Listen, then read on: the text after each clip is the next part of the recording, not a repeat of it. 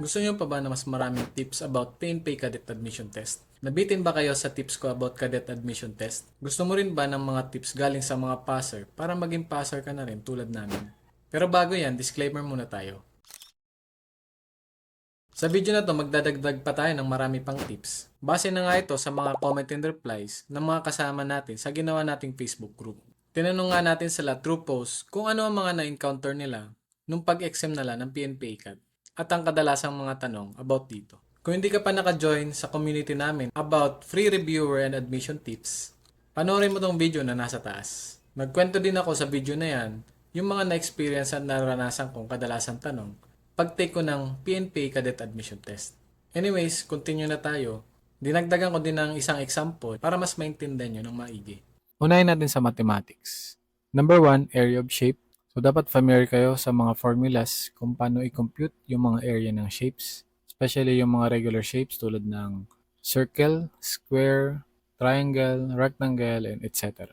Number 2, volume of shape. Same din, dapat familiar kayo sa cube, sa prism tulad nitong nasa example. So, kung mapapansin nyo, ang hinihingi dito ay hindi yung volume mismo. So, height lang and width lang ang hinihingi. So, dapat familiar kayo kung paano lalaruin yung formula. For example, hindi given yung volume mismo, dapat familiar kayo kung paano i-interchange yan para makuha yung width and height. So, dapat familiar kayo sa solution. Number 3, parts of circle. Number 4, percentage conversion. So yan, sinabi ko yun nung nakarang video ko about sa PNP CAT tips ko, personal. Parehas din siya sa na-experience ng mga member ng group namin. So conversion of percentage to decimal and a fraction interchanging or pagkaparehas. Decimal to decimal or fraction to fraction or fraction to decimal. So yan, dapat familiar kayo dyan. Number 5, ratio and proportion. Pag-aralan nyo kung paano kinukompute yan. Ratio and proportion. Number 6, prime numbers. So, dapat alam nyo kung anong prime numbers. Number 7, pie chart. Ito yung parang slices. For example, ito. In a pie chart representing monthly expenses, 30% is allocated and the rent is $600. What is the total monthly budget? So, yan. Dapat alam nyo yan. Number 8, irrational and rational numbers.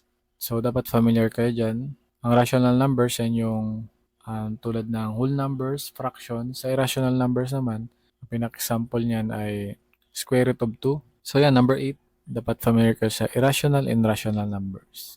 So dapat pag tinanong kayo kung ito ba yung number na to ay rational or irrational, so dapat alam nyo. Number 9, prime numbers. So number 10, pie chart na ulit lang. So wag nyo na itong pansinin. Nasabi ko na yan kanina. Ganon din, irrational and rational numbers. So, number 12 na tayo.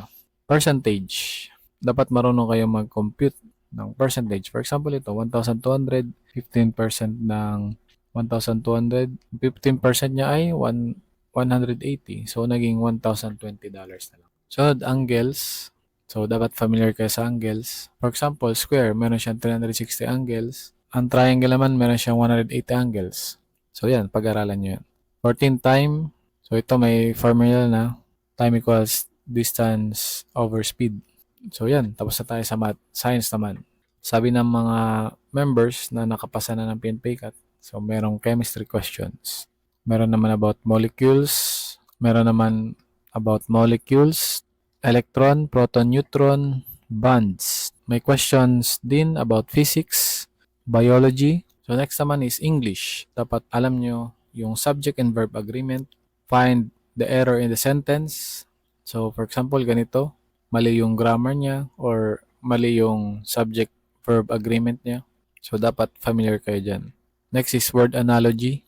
So, example, cat is to meow and dog is to, obviously, bark. So, dapat familiar kayo dyan.